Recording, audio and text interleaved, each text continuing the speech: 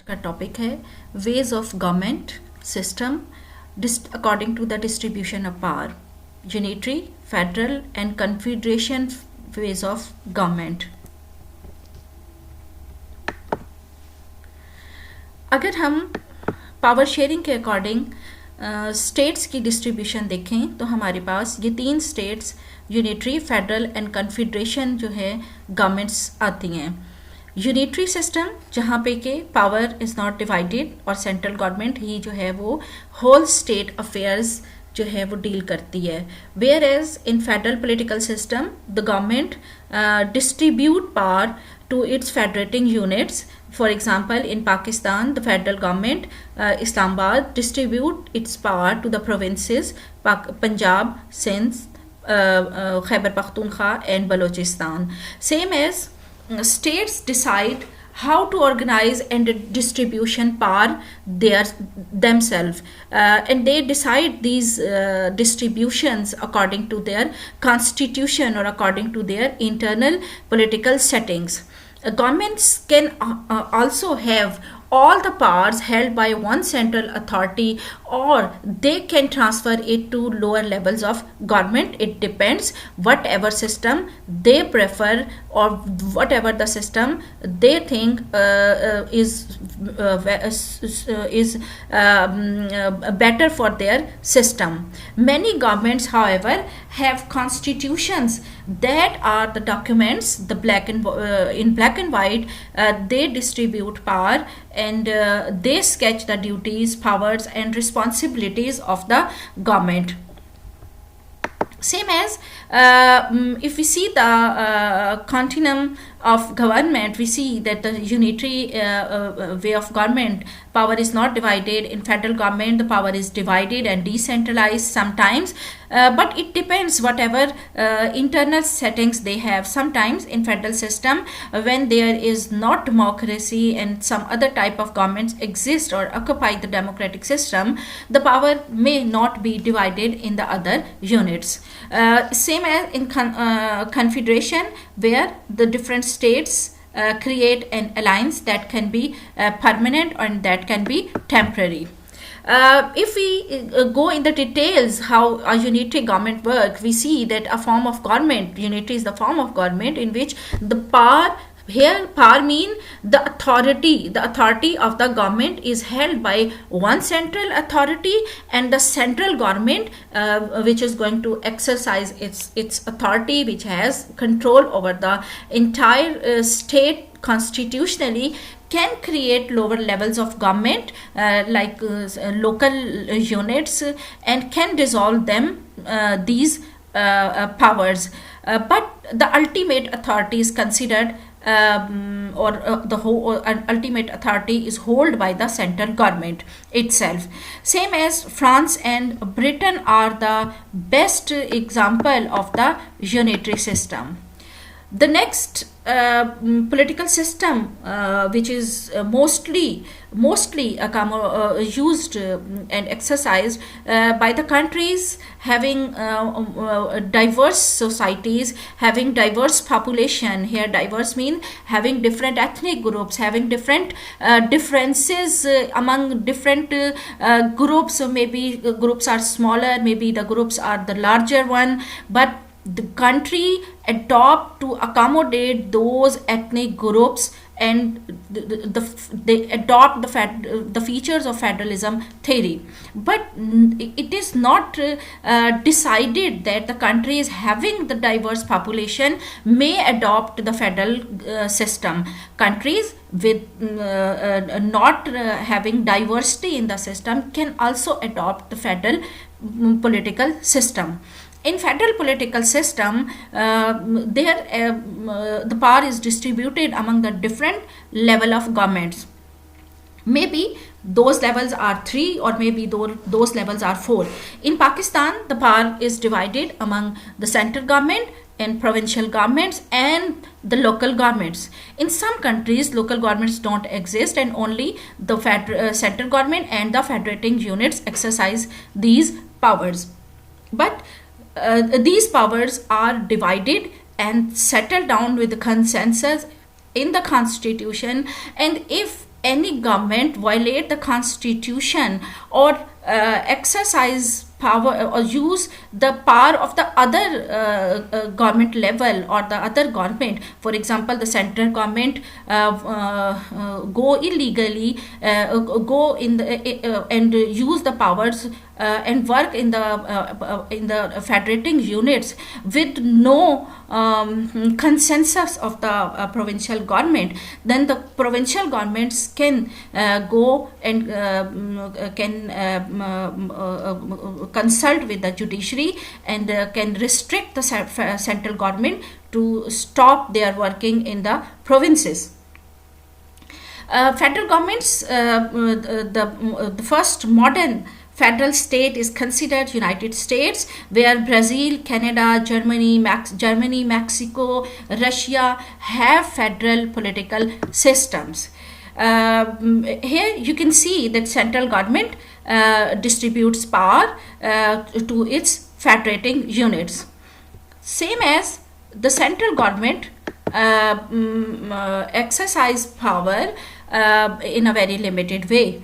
In some countries, the federal government and the central government hold a majority of the powers and distributes some power or few power to the federating units. The best example is Pakistan, where before the 18th Amendment, the central government was the ultimate authority and it can legislate and exercise the concurrent legislative list subjects and and the provinces were not given authority over those subjects while they were sharing those subjects. But after the 18th Amendment, the federal government is now restricted to work with their own subjects, and the maximum power which is transferred to the subject to the provinces. Now the provinces have jurisdiction over those subjects and they can legislate, they can make policies, and they have financial they are financially empowered after the 18th Amendment. Now the next level is confederation. Confederation is a third type of government where the countries agree to work together to solve problems or provide for their people. Countries may sign a treaty to trade together, defend each other, or have a common currency. Usually membership in the confederation is deliberate and all members are equal. Here confederation mean like a group of states join each other through an accord, and they consider as a one group. Here is the best example is European Union, where European Union is has formulated a confederation. In confederation, there is no unitary budget, there is no common military, sometimes there is no common foreign policy strategy and common diplomatic representatives. These states in United States are considered separate sovereign states. They are not considered one in United States, whereas in federations every federation is considered and the units in that federation are under the federation. So a federation is also federation is considered as one sovereign state where the sub units and the federating units are under the instructions of the federal authority, while in confederation the member states don't lose their membership, their identity in United States, in UNO, and they stand separate there. The United States started as confederation also and later turned into a federation.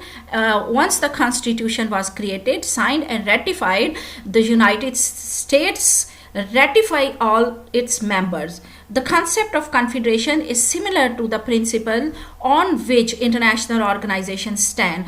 For example, the European Union has similar structure, even though it is not officially defined as is not defined as such in particular, because there are legally binding documents that prevent state to enter and exit the union as they exercise or as they think. Same as we see that the European Union is formed for various countries. They willingly decide to give up part of their independence, but still they are maintaining their sovereignty in order to create an international body and present a united front on the international scale. Same here, all international governmental organizations like the United Nations that follow the concept of confederation states decide to create a union but maintain their power and are subject to international law and norms. If they decide to ratify their treaties, their accords, they and their conventions according to international law, they can do it. Here are the few examples of confederation. As I have already told you that the European Union is an example of the confederation where 27 member countries have made a union. Confederation of the Southern States during US Civil War. British Commonwealth of Nations where former British colonies have an alliance. Here is the example in the image how central government works and the regional governments or the other federal states, or maybe they are not federal, maybe they are unitary. In a confederation, every state and every member country has her own political system. They can be federal, they can be unitary, as Germany in European Union has federal political system, while many countries have no exercising federal political system. Maybe they are exercising unitary system, or they may have some sort of hybrid system. But when they join under a treaty, when they make a union, they become a part of a confederation. By definition, the difference between a confederation and a federation is that the membership of the member state in a confederation is based on their own willingness. They are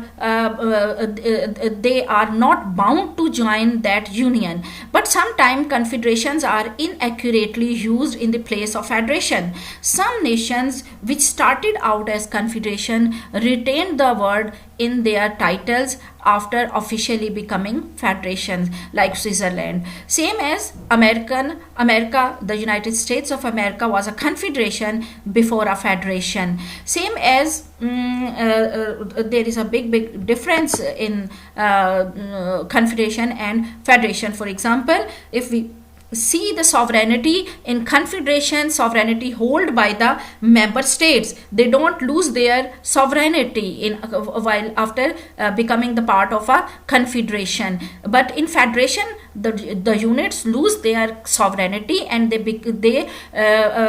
join the federation, and they are now, after that joining, after that assimilation, they lose their sovereignty and they become the part of the specific federation. Same as central authority. In confederation, the central authority of a confederation is usually weak body appointed by the member states, while in federation, the central authority of a federation is a federal government. That federal government governs the member states. Same as power of the central authority usually will focus on joint foreign policy and defense matters, but rarely will have the power to do much more than that. In federation, on the other hand, determined by the constitution of the federation, but will generally have rights to exercise control over the diplomatic, military, economic and legal spheres in federation. Here, the membership and constitution. Confederations join the countries join a confederation on their own willingness, as a voluntarily, or in federations they join federation for many purposes, like they are economically weak, they maybe they have fear or threat from the bigger states, and they become the part of that federation. In confederation, all member states exercise or work according to their constitution in their sovereign state, while their constitution is not accepted or can be implemented in other state, right? Same as in federation, every federating unit जो कि who become the part of federation lose its identity, means lose its membership and become the part of the federation, and show oneness and follow the constitution of that specific state. Same as the citizenship. In federation, sometime citizens enjoy one citizenship, and only in United States where people have double citizenships, and in confederation citizens don't lose their citizenship, they become the part of their state, and they are not considered and they are not given the dual citizenship, whereas the currency in federation, all the federating units with under the central government authority use single currency, while in federation maybe some federations decide in future that they have a single currency, and that currency will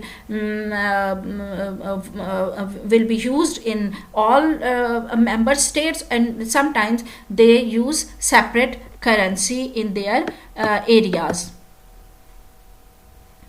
Here are few examples of confederations and federations in the world. For example, different countries in United States is the first example of a modern federation, and it was not a federation before after 1789 it became federation, and before that it was a confederation, and many countries in the world are still having confederations, whereas Canada after 1789, United States, Mexico, Venezuela, Brazil, Argentina, Belgium, Germany, Switzerland, Australia, Bosnia Herzegovina, Estonia, Russia, Iraq, Pakistan, India, Nepal, Malaysia, Australia, Sudan, and many more countries have adopted the federal political system. There are some similarities in the federation and confederations as well, as in both cases many states or countries or provinces come together to create a new entity for matters of political, economic, and security conveniences. Federations and confederations only exist if there is a common agreement among constituents. Indeed, members need to adopt a common constitution to become part of the federation, while entering a federation is not binding, and they also in both cases being part of the federation on the confederation should benefit member states. In first case, constituents give up part of their sovereignty in order to receive protection, security, economic benefits, or political advantages. In the second case, states and provinces enter the confederation to create a stronger entity, and they enjoy administrative and economic advantages without losing their power or authority. Same as confederations and federations are two government systems in which states or provinces come together for political and other reasons. Even though they are often confused, they are quite different. Thank you.